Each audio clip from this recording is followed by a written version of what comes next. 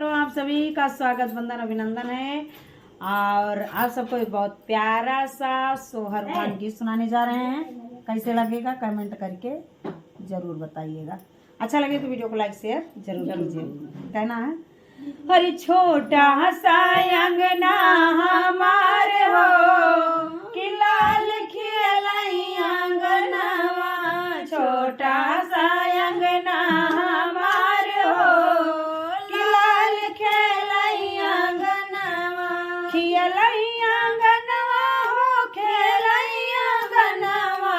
खेलई अंगनवा हो खेलई अंगनवा, छोटा सा अंगना हमार हो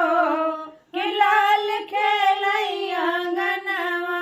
खेलतई खेलत लाल बाबा लगे गईले, खेलतई खेलत लाल बाबा लगे गईले, अरे कोट पैंट पतलून हो बाबा हमका सिलाई दा, कोट पैंट पतलून हो बाबा हमका सिलाई दा, छोटा सा अंगना हमार हो कि लाल खेलई अंगनवा, अरे खेलत खेलत लाल पापा लगे गईले, खेलतई खेलत लाल पापा लगे गईले, हिंदी गणित अंग्रेजी हो पापा हमका सिखाई दा, हिंदी गणित अंग्रेजी हो पापा हमका सिखाई दा, छोटा सा अंगना हमार हो लाल खेलई अंगनवा,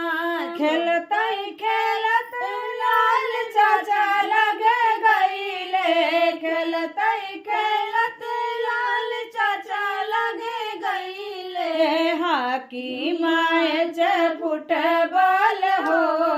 चाचा हमका सिखाई दा,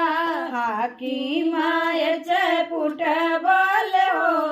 चाचा हमका सिखाई दा, छोटा सा अंगना हमार हो कि लाल खेलई अंगनवा, छोटा सा अंगना हमार हो लाल खेलई अंगनवा, खेलतई खेलत लाल बुआ लगे गईले, खेलतई खेलत लाल बुआ लगे गईले,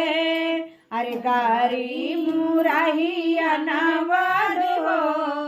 बुआ हमका सिखाई दा, गारी मुराही अनावाद हो बुआ हमका सिखाई दा, छोटा सा अंग